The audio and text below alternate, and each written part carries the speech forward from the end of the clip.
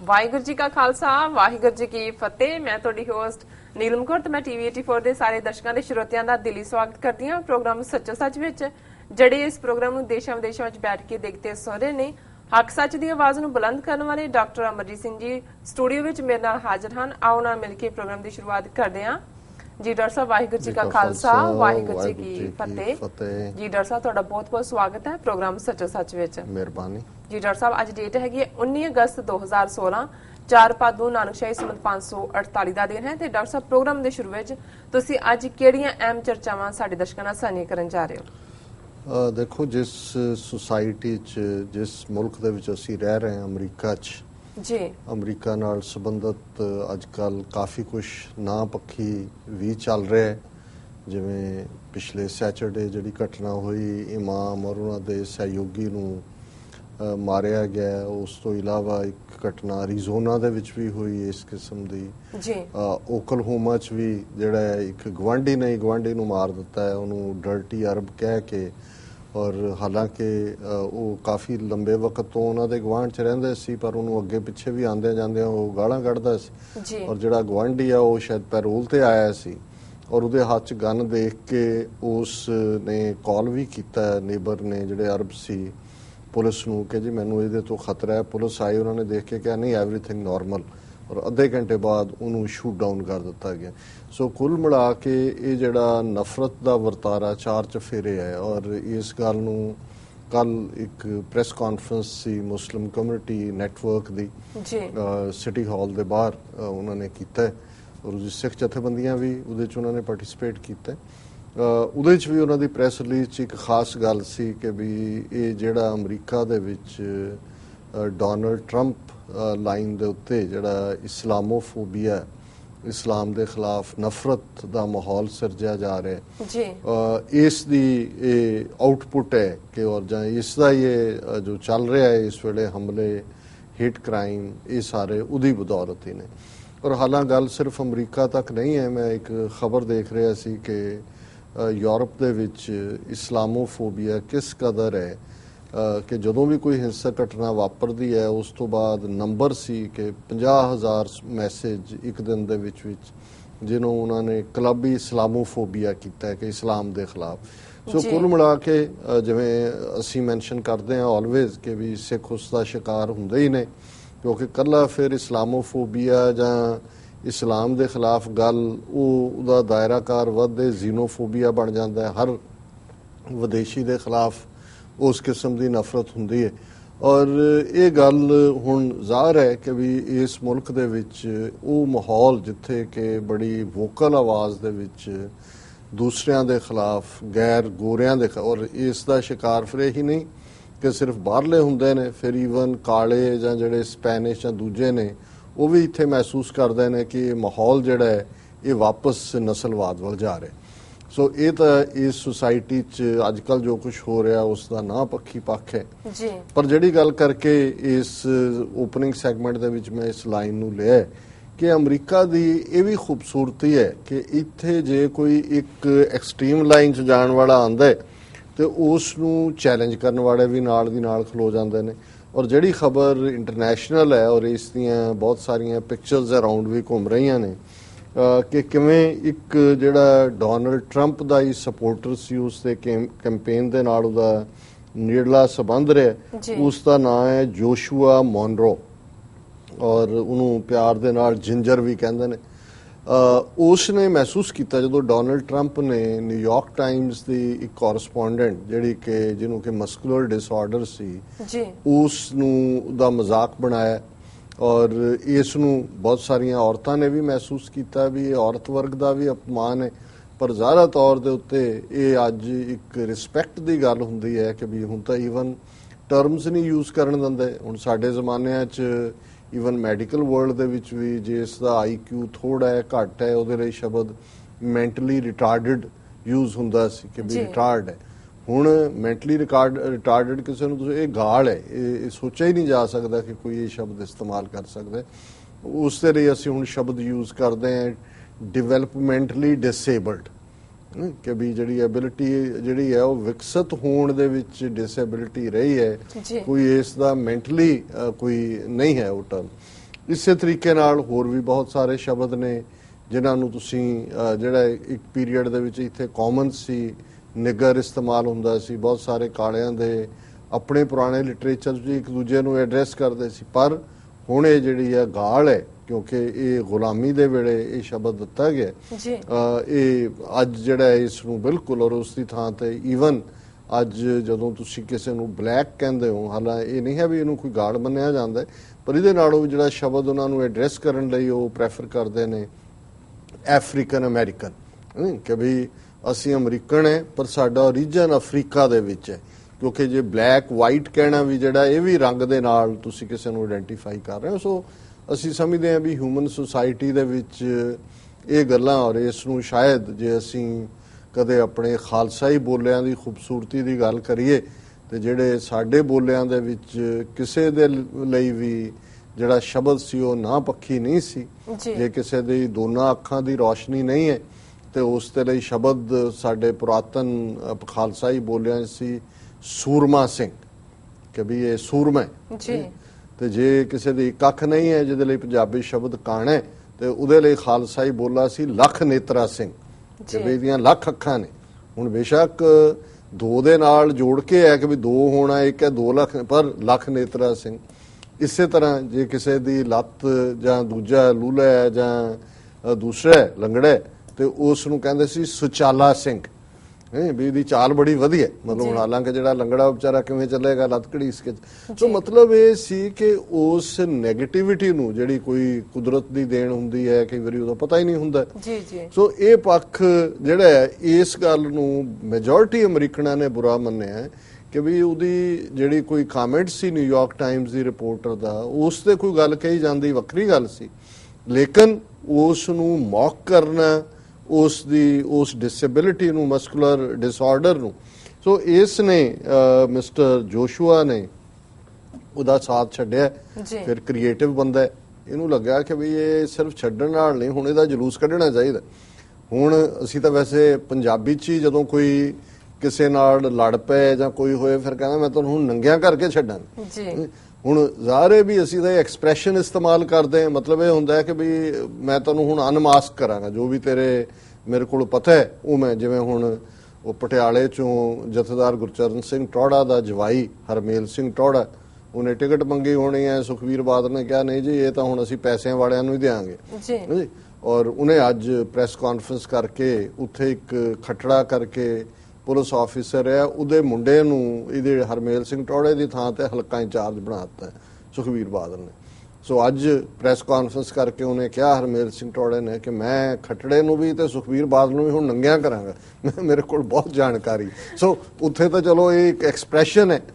ਲੇਕਿਨ ਇਹ ਮਿਸਟਰ ਜੋਸ਼ੂਆ ਨੇ ਸੱਚਮੁੱਚ ਹੀ ਡੋਨਲਡ ਟਰੰਪ ਨੂੰ ਨੰਗਿਆਂ ਕਰਤਾ। ਔਰ ਉਸ ਨੇ ਖਾਸ ਜਿਹੜੇ ਨੇ ਉਹਦੇ ਬੁੱਤ ਬਣਾਏ, ਸਕਲਪਟਰ ਡਿਜ਼ਾਈਨ ਕੀਤਾ ਉਹਨੇ, ਔਰ 5 ਬੁੱਤ ਉਹਨੇ ਉਹਦੇ ਬਣਾਏ ਔਰ 5 ਸ਼ਹਿਰਾਂ 'ਚ ਕੱਲ ਸਾਈਮਲਟੇਨੀਅਸਲੀ ਇੰਸਟਾਲ ਕਰ ਦਿੱਤੇ। ਨਿਊਯਾਰਕ 'ਚ, ਸੈਨ ਫਰਾਂਸਿਸਕੋ 'ਚ, LA 'ਚ, ਸੀਐਟਲ ਤੇ Cleveland, East cost, West cost, mid West. ਔਰ ਉਹ ਬਿਲਕੁਲ ਇਸ ਤਰ੍ਹਾਂ ਬਣਾਇਆ ਵਾਕਈ ਦਰਸ਼ਕ ਦੇਖ ਰਹੇ ਨੇ। ਔਰ ਹਾਲਾਂ ਅਸੀਂ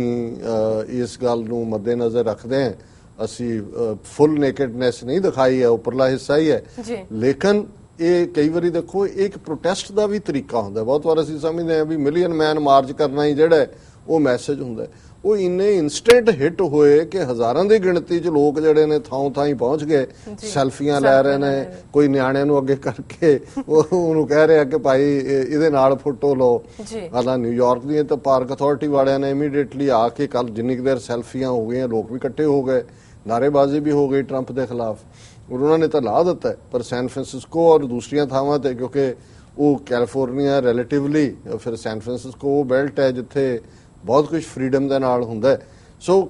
ਜਿਹੜੀ ਗੱਲ ਮੈਂ ਇਹਦੇ 'ਚ ਕਹਿਣਾ ਚਾਹੁੰਦਾ ਕਿ ਅਸੀਂ ਕਿਸੇ ਦੀ ਹਮਾਇਤ ਜਾਂ ਵਿਰੋਧ ਦੀ ਗੱਲ ਨਹੀਂ ਕਰਦੇ, ਪਰ ਮੈਂ ਸੁਸਾਇਟੀ ਦੇ ਦੂਸਰੇ ਆਸਪੈਕਟ ਦੀ ਗੱਲ ਕਰਦਾ ਕਿ ਵੀ ਜੇ ਇੱਕ ਪਾਸੇ ਰੇਸਿਜ਼ਮ ਔਨ ਦਾ ਰਾਈਜ਼ ਹੈ ਤੇ ਔਰ ਉਹੀ ਸੁਸਾਇਟੀਆਂ ਪ੍ਰੋਗਰੈਸ ਕਰਦੀਆਂ ਜਾਂ ਉਹੀ ਸੁਸਾਇਟੀਆਂ ਅੱਗੇ ਜਾਂਦੀਆਂ ਜਿਨ੍ਹਾਂ ਦੇ ਵਿੱਚ ਕ੍ਰਿਟਿਸਿਜ਼ਮ ਲੈਣ ਦੀ ਹਿੰਮਤ ਹੁੰਦੀ ਹੈ, ਆਲੋਚਨਾ ਦੀ ਹਿੰਮਤ ਹੁੰਦੀ ਹੈ, ਜਿਹੜੀਆਂ ਸੁਸਾਇਟੀਜ਼ ਡਿਬੇਟ ਨੂੰ ਐਨਕਰੇਜ ਕਰਦੀਆਂ, ਡਿਸਕਸ਼ਨ ਨੂੰ ਐਨਕਰੇਜ ਕਰਦੀਆਂ, ਔਰ ਜਿੱਥੇ ਤੁਸੀਂ ਖੁੱਲ੍ਹ ਕੇ ਆਪਣੀ ਗੱਲ ਕਹਿ ਸਕਦੇ ਹੋ। ਹੁਣ ਅਮਰੀਕਾ 'ਚ ਜਿਵੇਂ ਅਸੀਂ ਅਕਸਰ ਗੱਲ ਕਰਦੇ ਹਾਂ ਕਿ ਫਸਟ ਅਮੈਂਡਮੈਂਟ ਕਿੰਨੇ ਜ਼ਿਆਦਾ ਹੱਕ ਦਿੰਦੀ ਹੈ, ਉਹਦੇ ਥੱਲੇ ਕਈ ਵਾਰ ਧਾਰਮਿਕ ਜਿਹੜੇ ਪਾਰਟ ਨੇ ਉਹਨਾਂ ਨੂੰ ਬੇਅਦਬ ਕਰਨ ਤੱਕ ਵੀ, ਭਾਵਨਾਵਾਂ ਨੂੰ ਆਹਤ ਕਰਨ ਤੱਕ ਵੀ ਗੱਲ ਚਲੀ ਜਾਂਦੀ ਹੈ। ਲੇਕਿਨ ਕੁੱਲ ਮਿਲਾ ਕੇ ਸੁਸਾਇਟੀ ਨੇ ਕਨਕਲੂਡ ਕੀਤਾ ਹੈ ਕਿ ਇਹ ਬੈਟਰ ਹੈ, ਔਰ ਇਹੀ ਕਾਰਨ ਹੈ ਵੀ ਅੱਜ ਵੀ ਅਮਰੀਕਾ 'ਚ ਕੂ ਕਲਕਸ ਕਲਾਨ ਵਰਗੀਆਂ ਜਥੇਬੰਦੀਆਂ ਜਿਹੜੀਆਂ ਬਿਲਕੁਲ ਰੇਸਿਜ਼ਮ ਪ੍ਰੀਚ ਕਰਦੀਆਂ ਉਹਨਾਂ ਦੀ ਹੋਂਦ ਹੈ। ਔਰ ਉਹ ਜਦੋਂ ਉਹਨਾਂ ਨੂੰ ਹੱਕ ਵੀ ਹੈ ਪ੍ਰੋਟੈਸਟ ਕਰਨ ਦਾ, ਭਾਵੇਂ ਉਹਨਾਂ ਨੇ ਹੁੱਡ ਜੇ ਪਾਏ ਹੁੰਦੇ ਨੇ ਸਿਰ ਤੇ, ਲੇਕਿਨ ਉਹਨਾਂ ਨੂੰ ਕੋਈ ਇਹ ਡਿਨਾਈ ਨਹੀਂ ਕਰਦਾ ਪਰਮਿਸ਼ਨ ਕਿ ਜੀ ਤੁਸੀਂ ਨਸਲਵਾਦ ਨੂੰ ਪ੍ਰਮੋਟ ਕਰਦੇ ਹੋ, बढ़ावा ਦਿੰਦੇ ਹੋ, ਤੇ ਤੁਹਾਨੂੰ ਅਸੀਂ ਜਿਹੜਾ ਅਲਾਉ ਨਹੀਂ ਕਰਨਾ। ਸੋ ਉਹ ਕਰਦੇ ਨੇ। ਲੇਕਿਨ ਤੁਸੀਂ ਦੇਖੋਗੇ ਕਿ ਸਮਾਂ ਪਾ ਕੇ ਇਹੀ ਕੂ ਕਲੈਕਸ ਕਲੈਨ ਜਾਂ ਇਹ ਜਥੇਬੰਦੀਆਂ ਜਿਨ੍ਹਾਂ ਦਾ ਜਨਮ ਭਾਵੇਂ 19ਵੀਂ ਸਦੀ 'ਚ ਹੋਇਆ, ਲੇਕਿਨ 1930 'ਚ ਜਦੋਂ Nazi Germany on the rise ਸੀ ਹਿਟਲਰ ਦੀ ਕਮਾਂਡ ਥੱਲੇ, ਇੱਥੇ ਬਹੁਤ ਤੇਜ਼ੀ ਨਾਲ ਇਹਨਾਂ ਦੀ ਗਿਣਤੀ ਵੱਧ ਗਈ ਸੀ। ਔਰ 1960 ਦੀ ਜਦੋਂ ਸਿਵਲ ਲਿਬਰਟੀ ਮੂਵਮੈਂਟ ਸ਼ੁਰੂ ਹੋਈ, ਕਿਵੇਂ ਹਿੰਸਾ ਦੀਆਂ ਕਾਰਵਾਈਆਂ ਵੀ ਇਹਨਾਂ ਨੇ ਕੀਤੀਆਂ, ਈਵਨ ਕਾਲਿਆਂ ਦੇ ਚਰਚਾਂ ਤੇ ਅਟੈਕ, ਔਰ ਕੁੱਲ ਮਿਲਾ ਕੇ। ਲੇਕਿਨ ਅਲਟੀਮੇਟਲੀ ਹੁਣ ਇਹ ਵੀ ਹੋ ਸਕਦਾ ਸੀ ਕਿ ਇੱਥੇ ਜਿਹੜਾ ਜੀ ਜੇ ਸਾਊਥ ਏਸ਼ੀਆ ਵਰਗਾ ਮੁਲਕ ਹੋਇਆ, ਇਹਨਾਂ ਤੇ ਪਾਬੰਦੀ ਲਾਓ ਜੀ, ਇਹਨਾਂ ਨੂੰ ਬੋਲਣ ਨਾ, ਜੋ ਅੱਜ ਭਾਰਤ 'ਚ ਹੋ ਰਿਹਾ ਸੈਡੀਸ਼ਨ ਦੇ ਨਾਂ ਥੱਲੇ, ਦੇਸ਼ ਧਰੋਹ ਦੇ ਨਾਂ ਥੱਲੇ, ਜੇ ਐਮਨੈਸਟੀ ਇੰਟਰਨੈਸ਼ਨਲ ਨੂੰ ਦਫ਼ਤਰ ਬੰਦ ਕਰਨੇ ਪੈ ਰਹੇ ਨੇ, ਔਰ ਇੱਕ ਸਿਰੇ ਤੋਂ ਦੂਸਰੇ ਸਿਰੇ ਤੱਕ ਜਿਹਨੂੰ ਮਰਜ਼ੀ ਦੇਸ਼ ਧਰੋਹੀ ਬਣਾਇਆ ਜਾ ਸਕਦਾ, ਉਹ ਸੁਸਾਇਟੀ ਕੀ ਪ੍ਰੋਗਰੈਸ ਕਰੇਗੀ? ਔਰ ਜਿਹੜੇ ਜਿਨ੍ਹਾਂ ਦੇ ਸੰਵਿਧਾਨ 'ਚ ਹੱਕ ਦਿੱਤਾ ਹੋਇਆ ਕਿ ਤੁਸੀਂ ਫਰੀडम ਆਫ ਐਕਸਪ੍ਰੈਸ਼ਨ ਦੀ ਗੱਲ ਕਰ ਸਕਦੇ ਹੋ। ਸੋ ਜੇ ਇਸ ਸੁਸਾਇਟੀ ਨੇ ਪ੍ਰੋਗਰੈਸ ਕੀਤਾ, ਔਰ ਇਹੀ ਕਾਰਨ ਹੈ ਬੇਸ਼ੱਕ ਅੱਜ ਫਿਜ਼ਾ ਦੇ ਵਿੱਚ ਨਸਲਵਾਦ ਦਾ ਸਾਨੂੰ ਬੋਲਬਾਲਾ ਲੱਗਦਾ ਹੈ, ਕੁਝ ਸਕੈਰੀ ਪਲ ਵੀ ਆਉਂਦੇ ਨੇ, ਇਹਦੇ 'ਚ ਕੋਈ ਸ਼ੱਕ ਨਹੀਂ ਹੈ ਕਿ ਅੱਖਾਂ ਬਦਲੀਆਂ ਹੋਈਆਂ ਨੇ। ਲੇਕਿਨ ਜਿਹੜੀ ਬਿਊਟੀ ਹੈ ਇਸ ਸੁਸਾਇਟੀ ਦੀ ਉਹ ਇਹ ਹੈ ਕਿ ਇਸ ਕਿਸਮ ਦੇ ਲੋਕਾਂ ਨੂੰ ਇਕੁਅਲੀ ਚੈਲੰਜ ਕਰਨ ਵਾਲੇ ਵੀ ਫਿਰ ਨਾਲ ਦੀ ਨਾਲ ਖਲੋ ਜਾਂਦੇ ਨੇ, ਔਰ ਇਹੀ ਕਾਰਨ ਹੈ। ਔਰ ਜੇ ਅਸੀਂ ਅਮਰੀਕਾ 'ਚ ਈਵਨ ਸਿੱਖ ਨੁਕਤਾ ਨਿਗਾਹ ਤੋਂ ਦੇਖੀਏ, ਮੈਨੂੰ ਯਾਦ ਹੈ ਰਣਜੀਤ ਸਿੰਘ ਗਿੱਲ, ਸੁਖਵਿੰਦਰ ਸਿੰਘ ਸੰਧੂ, ਜਿਨ੍ਹਾਂ ਨੂੰ ਕੁੱਕੀ ਸੁੱਖੀ ਕਹਿੰਦੇ ਨੇ, ਜਦੋਂ ਨਿਊਯਾਰਕ ਦੀ ਜੇਲ੍ਹ 'ਚ ਸੀ ਜੀ। ਹੁਣ ਇਹ ਉਹ ਪਾਰਟ ਹੁੰਦਾ ਹੈ। ਹੁਣ ਭਾਰਤ 'ਚ ਤੁਸੀਂ ਇਹਨਾਂ ਦਾ ਵਕੀਲਾਂ ਦਾ ਦੇਖੋ, ਹੁਣ ਕਈ ਵਾਰ ਜਿਹੜੇ ਸਿੱਖ ਰਾਜਸਥਾਨ ਜਾਂ ਯੂਪੀ ਜਾਂ ਮੱਧ ਪ੍ਰਦੇਸ਼ ਦੀਆਂ ਜੇਲ੍ਹਾਂ ਦੇ ਵਿੱਚ ਉਸ ਦੌਰ 'ਚ 80ਵੇਂ 90ਵੇਂ 'ਚ ਰਹੇ, ਉਹਨਾਂ ਦਾ ਕੇਸ ਲੈਣ ਲਈ ਕੋਈ ਵਕੀਲ ਤਿਆਰ ਨਹੀਂ ਸੀ ਹੁੰਦਾ, ਜਿੰਨੇ ਕਿਉਂਕਿ ਹਿੰਦੂ ਇਲਾਕੇ ਨੇ, ਬੈਲਟ ਨੇ, ਹਿੰਦੂ ਵਕੀਲ ਦੌੜ ਜਾਂਦੇ ਸੀ, ਭਾਵੇਂ ਤੁਸੀਂ 10 ਗੁਣਾ ਪੈਸੇ ਆਫ। ਉਹਨਾਂ ਨੂੰ ਇਹ ਸੀ ਕਿ ਵੀ ਇਹ ਟ੍ਰੇਟਰ ਨੇ, ਇਹ ਗਦਾਰ ਨੇ, ਔਰ ਅਸੀਂ ਇਹਨਾਂ ਦੇ ਇਸ ਲਈ ਕਈ ਵਾਰੀ ਪੰਜਾਬ ਤੋਂ ਜਾ ਕੇ ਵਕੀਲ ਉਹਨਾਂ ਦੇ ਕੇਸ ਲੜਦੇ ਸੀ। ਪਰ ਅਮਰੀਕਾ ਦੇ ਵਿੱਚ ਨੋ ਮੈਟਰ ਕਿਉਂ ਜਿਹਾ ਵੀ ਕਿਸੇ ਦਾ ਕ੍ਰਾਈਮ ਹੋਏ, ਲੇਕਿਨ ਉਹਨਾਂ ਦੇ ਹੱਕਾਂ ਲਈ ਉਹ ਕਹਿੰਦੇ ਨੇ ਵੀ ਇਹ ਲਾਅ ਦਾ ਹੱਕ ਹੈ। ਔਰ ਇਹਨਾਂ ਦੋਨਾਂ ਦੇ ਕੇਸ ਦੇ ਵਿੱਚ ਉਸ ਵੇਲੇ ਮੈਰੀ ਪਾਈਕ, ਹੁਣ ਵੀ ਹੈ, ਉਹ ਤਾਂ ਵਿਚਾਰੀ ਬੁੱਢੀ ਹੋ ਗਈ ਹੋਣੀ, ਮੈਨੂੰ ਕਾਫੀ ਸਾਲ ਹੋ ਗਏ ਨਹੀਂ ਮਿਲੇ। ਹੁਣ ਮੈਰੀ ਪਾਈਕ ਬਹੁਤ ਵੱਡੀ ਲਾਅ ਫਰਮ, ਔਰ ਉਹ ਸੀ ਜਿਨ੍ਹਾਂ ਨੇ ਸਿਵਲ ਲਿਬਰਟੀ ਮੂਵਮੈਂਟ ਵੇਲੇ ਜਾਂ ਦੂਸਰੇ ਜਿਨ੍ਹਾਂ ਨੂੰ ਐਕਸਟ੍ਰਾਡਾਈਟ ਆਇਰਿਸ਼ ਗੁਰਿਲਿਆਂ ਨੂੰ ਕਰਦੇ ਸੀ, ਉਹਨਾਂ ਦੇ ਕੇਸ ਲੜੇ ਹੋਏ ਸੀ। ਉਹਨਾਂ ਨੇ ਜਦੋਂ ਸੁਣਿਆ ਜਾਂ ਵਾਕਿਆ, ਉਹਨਾਂ ਨੇ ਕਿਹਾ ਜੀ ਨਹੀਂ, ਇਹ ਹੱਕ ਹੈ, ਜੇ ਕੋਈ ਸਟੇਟ ਆਪਰੇਸ਼ਨ ਕਰਦੀ ਹੈ, ਜੇ ਇਹਨਾਂ ਨੇ ਹਥਿਆਰ ਵੀ ਚੁੱਕੇ ਹੋਣਗੇ, ਸਟਿਲ ਇਹਨਾਂ ਦਾ ਰਾਈਟ ਹੈ। ਸੋ ਇਹ ਗੱਲਾਂ ਮੈਂ ਜਦੋਂ ਦੇਖਦਾ ਕਿ ਵੀ ਇਸ ਪਾਰਟ ਦੇ ਵਿੱਚ, ਔਰ ਇਹੀ ਗੱਲ ਨਹੀਂ ਹੈ ਵੀ ਇਕੱਲੇ ਕੋਈ ਸਿਵਲ ਲਿਬਰਟੇਰੀਅਨ ਜਾਂ ਐਕਟਿਵਿਸਟ ਤੱਕ ਮਹਿਦੂਦ ਹੁੰਦਾ ਹੈ। ਹੁਣ ਜਿਹੜੇ ਇੱਥੇ ਸਿੱਖ ਅਸਾਈਲੀ ਨੇ ਜਾਂ ਜਿਨ੍ਹਾਂ ਨੇ ਅਸਾਈਲਮ ਕੇਸ ਵਿਨ ਕੀਤੇ ਨੇ, 2-3 ਲੱਖ ਹੋਣਗੇ ਘੱਟੋ ਘੱਟ, ਜਿਨ੍ਹਾਂ ਦੇ ਸਾਰੇ ਪਰਿਵਾਰ ਵੀ ਨਾਲ ਆਏ। ਹੁਣ ਕੋਈ ਇਹ ਤਾਂ ਨਹੀਂ ਹੈ ਕਿ ਇੰਡੀਆ ਜਦੋਂ ਇੱਥੇ ਕੋਈ ਆਉਂਦਾ ਔਰ ਕਹਿੰਦਾ ਜੀ ਇੰਡੀਆ 'ਚ ਹਿਊਮਨ ਰਾਈਟ ਵਾਇਲੇਸ਼ਨ ਹੋਈ, ਮੇਰੇ ਨਾਲ ਆਹ ਹੋਇਆ, ਉਹ ਹੋਇਆ, ਕਿ ਬਈ ਇਹਨਾਂ ਦੀ ਗਵਰਨਮੈਂਟ ਜਾਂ ਇਹਨਾਂ ਦਾ ਸਟੇਟ ਡਿਪਾਰਟਮੈਂਟ ਤਾਂ ਇਹੀ ਕਹਿੰਦਾ ਕਿ ਜੀ ਦੇਖੋ ਇੰਡੀਆ ਲਾਰਜੈਸਟ ਡੈਮੋਕ੍ਰੇਸੀ ਹੈ, ਉੱਥੇ ਜੁਡੀਸ਼ਰੀ ਹੈ, ਉੱਥੇ ਜੇ ਪੰਜਾਬ 'ਚ ਹੋ ਰਿਹਾ ਤੁਹਾਡੇ ਕੋਲ ਫਲਾਈਟ ਆਲਟਰਨੇਟਿਵ ਹੈ, ਦੂਜੀ ਥਾਂ ਤੇ ਜਾ ਕੇ ਰਹਿ ਸਕਦੇ ਹੋ, ਉਹ ਕੰਟੈਸਟ ਕਰਦੇ ਨੇ। ਫਿਰ ਜਿਹੜੇ ਤੁਹਾਡੇ ਵਕੀਲ ਹੁੰਦੇ ਨੇ ਉਹ ਰਿਪੋਰਟਾਂ ਦੇ ਨਾਲ, ਐਮਨੈਸਟੀ ਦੀ ਹੋਏ, ਹਿਊਮਨ ਰਾਈਟ ਵਾਚ ਦੀ ਹੋਏ, ਪੰਜਾਬ ਦੇ ਹੋਰ ਹੋਏ, ਉਹ ਕੰਟੈਸਟ ਕਰਦਾ ਹੈ। ਜਿਹੜਾ ਸਰਕਾਰੀ ਵਕੀਲ ਦਾ ਵਰਜ਼ਨ ਹੈ ਉਹਨੂੰ ਉਹ ਕਹਿੰਦਾ ਕਿ ਜੀ ਦੇਖੋ ਇੱਥੇ ਆਹ ਹੋ ਰਿਹਾ, ਉਹ ਹੋ ਰਿਹਾ ਸਿੱਖਾਂ। ਔਰ ਜਿਹੜੇ ਜੇ 2-3 ਲੱਖ ਸਿੱਖ ਇੱਥੇ ਆਇਆ ਹੈ, ਜੇ ਅਮਰੀਕਾ ਦੇ ਵਿੱਚ ਇਹ ਸੈਂਸ ਨਾ ਹੁੰਦੀ ਫੇਅਰਨੈਸ ਦੀ, ਫਿਰ ਜੱਜ ਡਿਸਾਈਡ ਕਰਦੇ ਨੇ, ਔਰ ਜੱਜ ਜਿਹੜੇ ਨੇ ਗੋਇੰਗ ਅਗੇਂਸਟ ਦਾ ਆਫੀਸ਼ੀਅਲ ਵਰਜ਼ਨ, ਸਰਕਾਰੀ ਵਰਜ਼ਨ ਦੇ ਉਲਟ ਜਾ ਕੇ ਜੱਜ ਜਿਹੜੇ ਨੇ ਅਸਾਈਲਮ ਗ੍ਰਾਂਟ ਕਰਦੇ ਨੇ। ਸੋ ਕੁੱਲ ਮਿਲਾ ਕੇ ਮੈਂ ਸਮਝਦਾ ਹਾਂ ਵੀ ਜੇ ਇਸ ਸੁਸਾਇਟੀ ਦੀ ਇਹ ਥਰਾਈਵਿੰਗ ਲਾਈਨ ਹੈ, ਔਰ ਇਹ ਨਹੀਂ ਹੈ। ਹੁਣ ਕੱਲ ਰਾਤ ਲੇਟ ਆਵਰਸ 'ਚ ਰੀਓ ਓਲੰਪਿਕਸ ਦੇ ਵਿੱਚ ਕੁੜੀਆਂ ਦਾ ਵਾਲੀਬਾਲ ਮੈਚ ਚੱਲ ਰਿਹਾ ਸੀ ਜੀ ਔਰ ਹਾਲਾਂ ਮੈਂ ਓਵਰਆਲ ਮੇਰਾ ਕਿਸੇ ਹੋਰ ਚ ਨਹੀਂ ਪਰ 올림픽ਸ ਦੇ ਵਿੱਚ ਮੈਂ ਜ਼ਰੂਰ ਉਹਨੂੰ ਚ ਇੰਟਰਸਟ ਲੈਂਦਾ ਔਰ ਸਰਬੀਆ ਇੱਕ ਛੋਟਾ ਜਿਹਾ ਮੁਲਕ ਯੂਗੋਸਲਾਵੀਆ ਨਾਲੋਂ ਟੁੱਟੇ 5 ਉਹਨਾਂ ਦੇ ਹਿੱਸੇ ਹੋਏ ਔਰ ਅਮਰੀਕਨਾਂ ਦੀ ਕੁੜੀਆਂ ਦੀ ਟੀਮ ਬਹੁਤ ਚੰਗੀ ਟੀਮ ਸੀ ਸ਼ੁਰੂ ਤੋਂ ਹੀ ਉਹਨਾਂ ਨੇ ਬੜਾ ਚੰਗਾ ਦਿੱਤਾ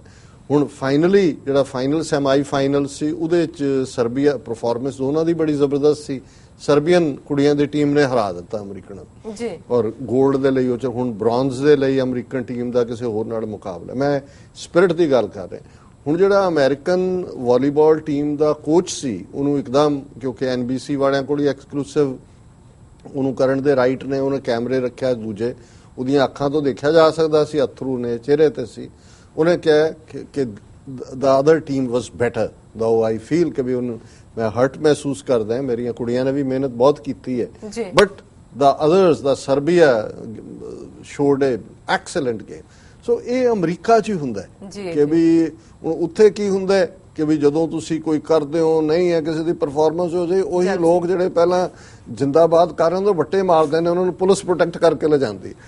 ਕੋਈ ਸਪੋਰਟਸਮੈਨ ਸਪਿਰਿਟ ਨਾਂ ਦੀ ਕੋਈ ਚੀਜ਼ ਹੀ ਨਹੀਂ ਹੈ ਹੁਣ ਇਹਨੇ ਕੁੜੀ ਨੇ ਤੇਲੰਗਾਨਾ ਦੀ ਕੁੜੀ 5 ਫੁੱਟ 10 ਇੰਚ ਸਿੰਧੂ ਜਿਹਦੇ ਮਾਪਿਓ ਵੀ ਵਾਲੀਬਾਲ ਦੇ ਪਲੇਅਰ ਸੀ ਉਹਨੇ ਹੁਣ ਇਹ ਸੀ ਕਿ ਵੀ 골ਡ ਮਿਲੇਗਾ ਸਿਲਵਰ ਮਿਲੇਗਾ ਕੀ ਹੋਏਗਾ ਲੇਕਿਨ ਜਿਸ ਤਰੀਕੇ ਨਾਲ 130 ਕਰੋੜ ਲੋਕ ਲੱਗੇ ਸੀ ਸਕਰੀਨਾਂ ਤੇ ਪਤਾ ਨਹੀਂ ਕਿੰਨੇ ਮੰਦਰਾਂ 'ਚ ਪੂਜਾ ਕਰ ਰਹੇ ਸੀ ਕੀ ਕਰ ਰਹੇ ਸੀ ਕਿ ਜੀ ਇਹ ਜਿੱਤ ਜਾਏ ਜਾਂ ਇਹ ਫਲਾਣਾ ਹੋ ਜਾਏ ਪਰ ਮੈਂ ਸਮਝਦਾ ਹਾਂ ਵੀ ਜਿਹੜੀ ਸਪਿਰਿਟ ਹੁੰਦੀ ਹੈ ਉਹ ਸਪੋਰਟਸਮੈਨ ਜਿਹੜੀ ਕੋਚ ਦਾ ਹੈ ਜਾਂ ਦੂਜਿਆਂ ਦਾ ਜਿਨ੍ਹਾਂ ਨੇ ਮਿਹਨਤ ਕੀਤੀ ਮੇਰਾ ਵੀ ਇੰਟਰਸਟ ਸੀ ਹਾਲਾਂਕਿ ਇੰਡੀਆ ਦੇ ਮੈਂ ਜਦੋਂ ਅਸੀਂ ਪਹਿਲਾਂ ਵੀ ਇਸ ਦੇ ਉੱਤੇ ਕਮੈਂਟ ਕੀਤਾ ਸੀ ਕਿ ਪਲੇਅਰਸ ਦਾ ਵਿਚਾਰੇ ਉਹਨਾਂ ਨੂੰ ਜੋ ਜਿਹੀਆਂ ਸਹੂਲਤਾਂ ਮਿਲਦੀਆਂ ਜੋ ਜਿਹਾ ਹੁੰਦਾ ਉਹਨੇ ਜੋਗਾ ਹੀ ਉਹ ਕਰਨ ਜੋਗੇ ਹੁੰਦੇ ਨੇ ਪਰ ਇਨਡੋਮਿਟੇਬਲ ਸਪਿਰਿਟ ਜਿਹੜੀ ਹੈ ਇੰਡੀਵਿਜੂਅਲਸ ਦੀ ਉਹ ਇੱਕ ਆਪਣੀ ਥਾਂ ਤੇ ਹੈ ਪਰ ਸੁਸਾਇਟੀ ਦੀ ਗੱਲ ਹੁਣ ਜੇ ਤੁਸੀਂ ਉਹਨਾਂ ਨੂੰ ਸੀ ਜੀ ਪਹਿਲਾਂ ਹੀ ਉਹਨਾਂ ਨੇ ਬਣਾਤਾ ਜੀ ਵੀ ਹੁਣ 골ਡ ਲੈ ਗਏ ਉਹ ਵੀ ਤੁਸੀਂ ਉਹ ਕਿੱਥੋਂ ਨਿਕਲ ਕੇ ਕਿੱਥੋਂ ਤੱਕ ਪਹੁੰਚ ਗਏ ਹੈ ਔਰ ਜਿਹੜੀ ਉਹ ਸਪੇਨ ਦੀ ਕੁੜੀ ਦੇ ਨਾਲ 3 ਉਹਦੇ ਹੋਇਆ ਇੱਕ ਉਹਨੇ ਜਿੱਤਿਆ ਫਿਰ ਉਹਨਾਂ ਨੇ ਭਵਿੱਖਬਾਣੀ ਕਰਤੀ ਹੋਣੀ ਜੋਤਸ਼ੀਆਂ ਨੇ ਕਿ ਇਹ ਸਵਰਨ ਪਦਕ ਇਸੀ ਕਾ ਹੈ ਫਿਰ ਉਹ ਜਦੋਂ ਹਾਰ ਗਈ ਫਿਰ ਪਤਾ ਨਹੀਂ ਕਿੰਨਿਆਂ ਦੇ ਮੂੰਹ ਉੱਤਰ ਗਏ ਕਿ ਹਾਰਾਂ ਚਲੋ ਵਧਾਈਆਂ ਦੇ ਹੀ ਜਾਂਦੇ ਨੇ ਪ੍ਰਾਈਮ ਮਿਨਿਸਟਰ ਵੀ ਦੇ ਦਿੱਤੀ ਦੂਜਿਆਂ ਨੇ ਸੋ ਇਹ ਜਦੋਂ ਅਸੀਂ ਇਸ ਤਰ੍ਹਾਂ ਨਹੀਂ ਹੁੰਦਾ ਹੁਣ ਅਮਰੀਕਾ ਨੇ ਸਭ ਤੋਂ ਜ਼ਿਆਦਾ 골ਡ ਮੈਡਲ ਲਏ ਨੇ ਔਰ 50% ਤੋਂ ਜ਼ਿਆਦਾ 52-53% ਮੈਡਲ ਅਮਰੀਕਨ ਟੀਮਾਂ ਦੇ ਸਾਰੀਆਂ ਇਵੈਂਟਸ ਦੇ ਵਿੱਚ ਕੁੜੀਆਂ ਨੇ ਲੈ ਕੇ ਦਿੱਤੇ ਨੇ ਬੀਬੀਆਂ ਨੇ ਜੀ ਸੋ ਇਹ ਕੁੱਲ ਮਿਲਾ ਕੇ ਜੇ 200 ਸਾਲ ਦੇ ਵਿੱਚ ਮੈਂ ਇੱਕ ਸਿਸਟਮ ਦੀ ਗੱਲ ਕਰ ਰਿਹਾ ਸਪੋਰਟਸ ਦੇ ਹਵਾਲੇ ਨਾਲ ਵੀ ਪੋਲੀਟੀਕਲ ਵੀ ਗੱਲ ਕੀਤੀ ਹੈ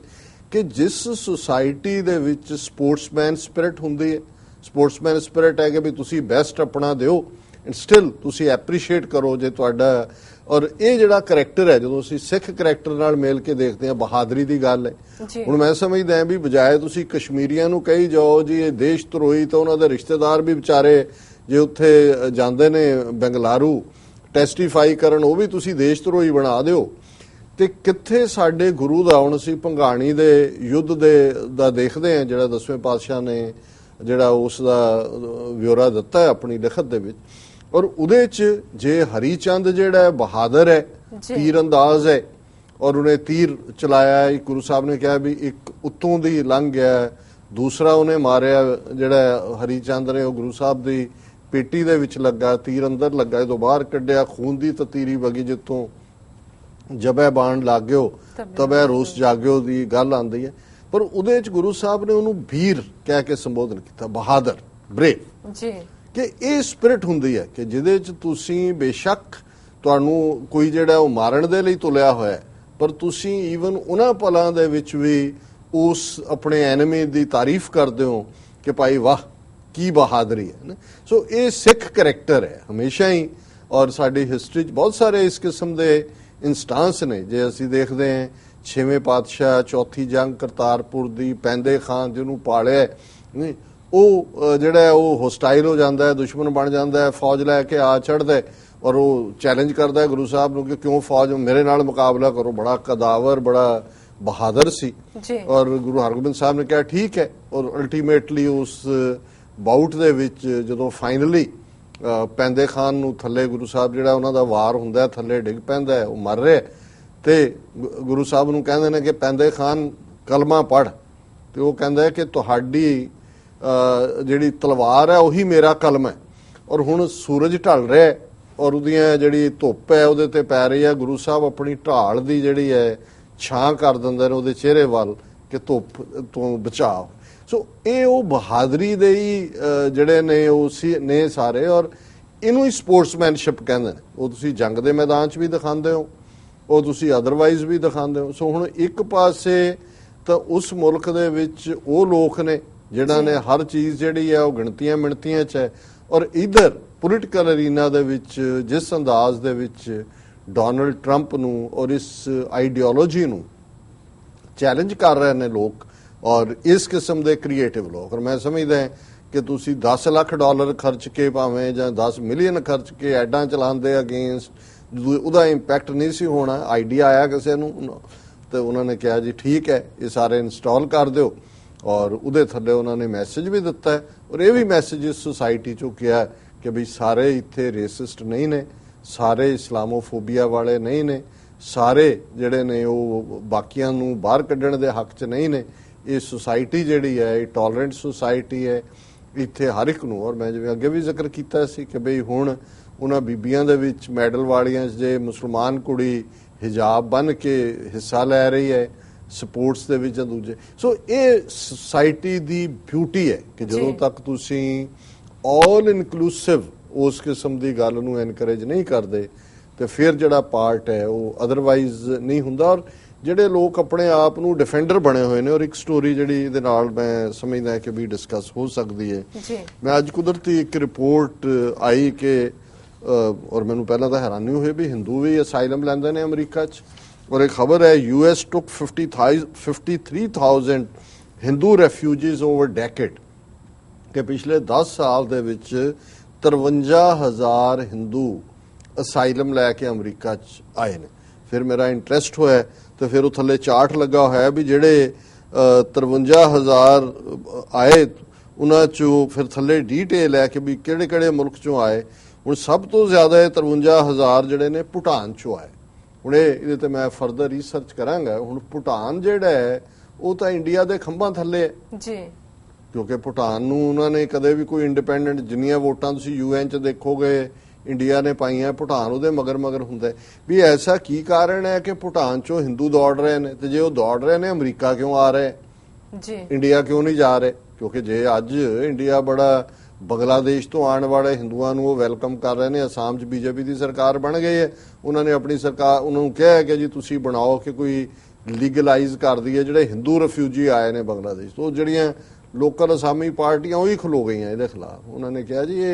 ਇਹ ਸਾਡੀ ਜਿਹੜੀ ਅਸਾਮੀ ਆਈਡੈਂਟੀਟੀ ਹੈ ਅਸੀਂ ਨਿਊਟਰਲਾਈਜ਼ ਨਹੀਂ ਹੋਣ ਦੇਣੀ। ਸੋ ਮੈਂ ਇਹ ਸਮਝਦਾ ਵੀ ਇਹ ਨੋਸ਼ਨ ਹਿੰਦੂ ਰਾਸ਼ਟਰ ਦਾ ਤੇ ਹਿੰਦੂ ਨੇਸ਼ਨ, ਹਿੰਦੂਤਵਾ ਸ਼ਿਵ ਸੈਨਾ ਨੇ ਪਹਿਲਾਂ ਹੀ ਦੌੜਾਏ ਹੋਏ ਨੇ। ਯੂਪੀ ਬਿਹਾਰ ਦੇ ਹਿੰਦੂ ਬਈਏ ਉਹ ਕਹਿੰਦੇ ਮਰਾਠਿਆਂ ਦਾ ਇੱਥੇ ਕੋਈ ਨਹੀਂ ਰਹਿ ਸਕਦਾ। ਔਰ ਜੇ ਹੁਣ ਭੂਟਾਨ ਦਾ ਹਿੰਦੂ 15,000 ਮੀਲ ਜਾਂ 16,000 ਮੀਲ ਦੂਰ ਆ ਕੇ ਅਮਰੀਕਾ ਦੇ ਵਿੱਚ ਅਸਾਈਲਮ ਲੈਂਦਾ, ਔਰ 53,000 ਹਿੰਦੂਆਂ ਨੇ ਭੂਟਾਨ ਦਿਆਂ ਨੇ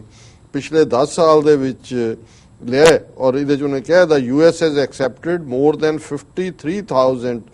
Hindu refugees since 2005, almost all from Bhutan, the State Department has said। ਫਿਰ ਉਹਨਾਂ ਨੇ ਫਿਗਰ ਦਿੱਤੀ ਹੈ ਕਿ ਵੀ ਇੰਨੇ ਜਿਹੜੇ ਨੇ ਇਸ ਸਾਲ ਦੇ ਵਿੱਚ ਆਏ ਔਰ ਇੰਨੇ ਬਾਕੀ ਮੁਲਕਾਂ 'ਚੋਂ ਆਏ। ਸੋ ਇਸ ਨੂੰ ਮੈਂ ਫਿਰ ਹੋਰ ਵੀ ਦੇਖਾਂਗਾ ਵੇਰ ਵਿੱਚ, ਪਰ ਮੈਨੂੰ ਇਹ ਲੱਗਿਆ ਕਿ ਵੀ ਇਹ ਹੈ ਆਈਡੀਅਲ ਸੁਸਾਇਟੀ। ਭਾਵੇਂ ਉਹ ਹਿੰਦੂ ਧਰਮ 'ਚ ਮੰਨਣ ਵਾਲਾ, ਪਹਿਲੀ ਗੱਲ ਤਾਂ ਭੂਟਾਨ ਨਾਲ ਜਿੱਦਾਂ ਨਾਲ ਇੰਨੇ ਨੇੜਲੇ ਸੰਬੰਧ ਨੇ, ਭੂਟਾਨ 'ਚ ਹਿੰਦੂਆਂ ਨੂੰ ਕੀ ਤਕਲੀਫ ਹੈ? ਔਰ ਅਮਰੀਕਾ ਜੇ ਐਕਸੈਪਟ ਕਰ ਰਿਹਾ ਤਾਂ ਜ਼ਰੂਰ ਕੋਈ ਤਕਲੀਫ ਹੈ। ਜੇ ਤਕਲੀਫ ਹੈ ਤਾਂ ਇੰਡੀਆ ਬੰਗਲਾਦੇਸ਼ੀ ਹਿੰਦੂਆਂ ਦੀ ਗੱਲ ਕਰਦਾ ਹੈ, ਪਾਕਿਸਤਾਨ ਦਾ ਰੌਲਾ ਪਾਉਂਦੇ ਨੇ, ਭੂਟਾਨ ਦੇ ਹਿੰਦੂਆਂ ਦਾ ਕਿਉਂ ਨਹੀਂ ਪਾਉਂਦੇ? ਪਹਿਲਾ ਸਵਾਲ ਇਹ। ਤੇ ਫਿਰ ਜੇ ਭੂਟਾਨ ਦੇ ਹਿੰਦੂ ਇੱਥੇ ਸਮਝ, ਉਹਨਾਂ ਨੂੰ ਤਾਂ ਇੰਡੀਆ ਜਾਣਾ ਚਾਹੀਦਾ ਕਿ ਭਾਈ ਉਹਨਾਂ ਦੇ ਧਰਮ ਦੇ ਸਾਰੇ ਤੀਰਥ, ਸਾਰੀਆਂ ਪੀਠ, ਸਾਰੇ ਜਿਹੜੇ ਸ਼ਿਵਲਿੰਗ ਇੱਕ ਸਿਰੇ ਤੋਂ ਦੂਸਰੇ ਸਿਰੇ ਤੱਕ, ਜਿੱਥੇ ਪੂਜਾ ਗੁਫਾਵਾਂ, ਅਮਰਨਾਥ ਗੁਫਾ ਔਰ ਪਹਾੜਾਂ ਦੇ ਵਿੱਚ ਹੁਣ ਤਾਂ ਜਾ ਕੇ ਮਾਨਸਰੋਵਰ ਚੜ ਜਾਂਦੇ ਨੇ ਟਰੈਕਿੰਗ ਕਰਕੇ, ਉੱਥੇ ਕਿਉਂ ਨਹੀਂ ਜਾਂਦੇ ਹੈ? ਸੋ ਮੈਂ ਇਹ ਸਮਝਦਾ ਹਾਂ ਕਿ ਵੀ ਇਹੀ ਜਦੋਂ ਅਸੀਂ ਖਾਲਿਸਤਾਨ ਦੀ ਗੱਲ ਕਰਦੇ ਹਾਂ, ਔਰ ਅਕਸਰ ਮੈਂ ਕਹਿੰਦਾ ਕਿ ਵੀ ਖਾਲਿਸਤਾਨ ਦਾ ਮਤਲਬ ਇਹ ਨਹੀਂ ਹੈ ਵੀ ਹੈਡ ਆਫ ਦਾ ਸਟੇਟ ਜਿਹੜਾ ਹੈ ਉਸ ਦਾ ਕੋਈ ਸਿੱਖ ਹੋਏ ਪੱਗ ਵਾਲਾ। ਉਹ ਤਾਂ ਮਨਮੋਹਨ ਸਿੰਘ 10 ਸਾਲ ਰਿਹਾ ਆ ਪੰਜਾਬ 'ਚ, ਅਲੀ ਬਾਬਾ 5ਵੀਂ ਵਾਰ ਮੁੱਖ ਮੰਤਰੀ ਬਣਿਆ, ਹੈਡ ਆਫ ਦਾ ਸਟੇਟ ਹੀ ਨੇ। ਲੇਕਿਨ ਮਤਲਬ ਸਿਸਟਮ ਦੀ ਹੈ, ਔਰ ਇਹੀ ਬਿਊਟੀ ਜੇ ਅਮਰੀਕਨ ਸਿਸਟਮ 'ਚ ਜਿਹੜੀਆਂ ਇਹਦੇ ਕੈਪੀਟਲਿਜ਼ਮ ਦਾ ਬੋਲਬਾਲਾ ਹੈ, ਇਹਦੀਆਂ ਖਾਮੀਆਂ ਦੂਰ ਕਰਨਾ, ਆਪਣੇ ਤੌਰ ਦੇ ਉੱਤੇ ਜਿਹੜਾ ਸਿੱਖੀ ਆਈਡੀਅਲ ਹੈ ਉਹਦੇ ਤੇ ਆਧਾਰਿਤ ਜਿਹੜਾ ਨੇਸ਼ਨ ਸਟੇਟ ਔਰ ਉਹਦੇ ਜਿਹਦੇ 'ਚ ਕਿ ਬਿਨਾਂ ਜ਼ਾਤ, ਰੰਗ, ਨਸਲ, ਧਰਮ, ਜੈਂਡਰ ਦੇ ਵਿਤਕਰੇ ਦੇ, ਇਜ਼ਰਾਈਲ ਵਾਂਗ ਨਹੀਂ ਜਿੱਥੇ ਉਹਨਾਂ ਨੇ ਬਾਕੀਆਂ ਦਾ ਜੀਣਾ ਹਰਾਮ ਕਰ ਦਿੱਤਾ ਹੈ। ਬੇਸ਼ੱਕ ਜੋ ਅੱਜ ਸਾਡੇ ਨਾਲ ਹੋ ਰਿਹਾ ਹੈ ਇਸ ਨੂੰ ਅਸੀਂ ਲੜ ਰਹੇ ਹਾਂ ਇਸ ਦੇ ਖਿਲਾਫ, ਲੇਕਿਨ ਭਵਿੱਖ ਦੇ ਖਾਲਿਸਤਾਨ ਦੇ ਵਿੱਚ ਜਿਵੇਂ 18ਵੀਂ ਸਦੀ 'ਚ ਇਹਦੇ ਬਾਵਜੂਦ ਕਿ ਸਾਡੇ ਨਾਲ ਕੀ ਵਾਪਰਿਆ ਜਦੋਂ ਰਾਜ ਆਇਆ ਤੇ ਅਸੀਂ ਉਹ ਪਾਵਰ ਸਾਰਿਆਂ ਦੇ ਨਾਲ ਸ਼ੇਅਰ ਕੀਤੀ। ਸੋ ਇਸੇ ਤਰ੍ਹਾਂ ਹੀ ਜਿਹੜਾ ਸਾਡਾ ਡ੍ਰੀਮ ਹੈ ਉਹ ਇਸ ਤੇ ਲਾਈ ਕਰਦਾ। ਔਰ ਅਮਰੀਕਾ 'ਚ ਇਹ ਜਿਹੜਾ ਡੋਨਲਡ ਟਰੰਪ ਨੂੰ ਕੀਤਾ ਗਿਆ ਚੈਲੰਜ ਹੈ ਬੜੇ ਨੋਵਲ ਤਰੀਕੇ ਦੇ ਨਾਲ, ਅਸੀਂ ਇਹ ਮਿਸਟਰ ਜੋਸ਼ੂਆ ਮਨਰੋ ਉਸ ਦੇ ਇਸ ਆਰਟਿਸਟਿਕ ਐਂਗਲ ਦੀ ਤਾਰੀਫ ਕਰਦੇ ਹਾਂ ਜੀ ਡਾਕਟਰ ਸਾਹਿਬ। ਬਿਲਕੁਲ, ਇੱਥੇ ਲੈਣੇ ਆ ਬ੍ਰੇਕ। ਵਿਊਅਰਸ ਤੁਸੀਂ ਕਿਤੇ ਨਹੀਂ ਜਾਣਾ, ਮਿਲਦੇ ਹਾਂ ਆਫਟਰ ਦਿਸ ਸ਼ਾਰਟ ਬ੍ਰੇਕ।